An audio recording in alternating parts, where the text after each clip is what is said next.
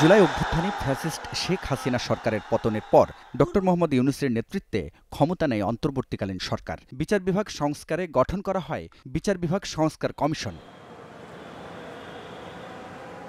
১ বছরের প্রচেষ্টায় বিচার বিভাগ সংস্কারে আলাদা সচিবালয়ের সুপারিশ করে এই কমিশন।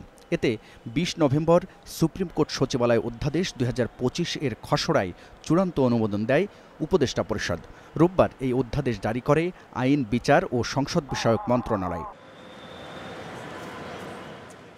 অধ্যাদেশে বলা হয়, আপিল বিভাগের রায় বাস্তবায়নে নির্বাহী বিভাগ থেকে বিচার বিভাগ আলাদা করতে আলাদা সচিবালয় দরকার। তাই সংবিধানের ৯৩ এর ১ অনুচ্ছেদের ক্ষমতা বলে এই অধ্যাদেশ জারি করা হয়।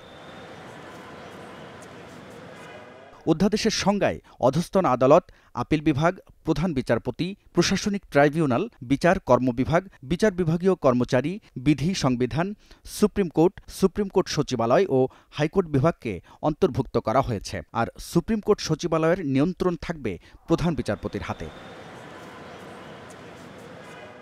অধ্যাদেশে পরিকল্পনা ও উন্নয়ন কমিটির সভাপতি থাকবেন আপিল বিভাগের একজন বিচারপতি, আর সদস্য হিসেবে রাখতে হবে হাইকোর্ট বিভাগের ২ জন বিচারপতি, আইন ও বিচার বিভাগের সচিব, জনপ্রশাসন মন্ত্রণালয়ের সচিব, সুপ্রিম কোর্টের রেজিস্ট্রার জেনারেল ও সুপ্রিম কোর্ট সচিবালয়ের সচিব। সচিবালয়ের কারিগরি প্রকল্প চূড়ান্ত নিরীক্ষা ও সুপারিশ করবে এই কমিটি। বিচার প্রশাসনের উন্নয়ন ও বিচার বিভাগের ক্ষমতা বাড়াতে দিক নির্দেশনা ও পরামর্শ দিতে প্রধান বিচারপতির সভাপতিত্বে একটি কমিটি গঠনের বিধান রাখা হয়েছে।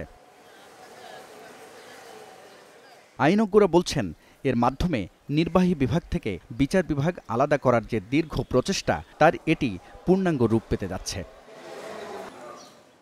হাবিবুল ইসলাম হাবিব, স্টার নিউজ, ঢাকা।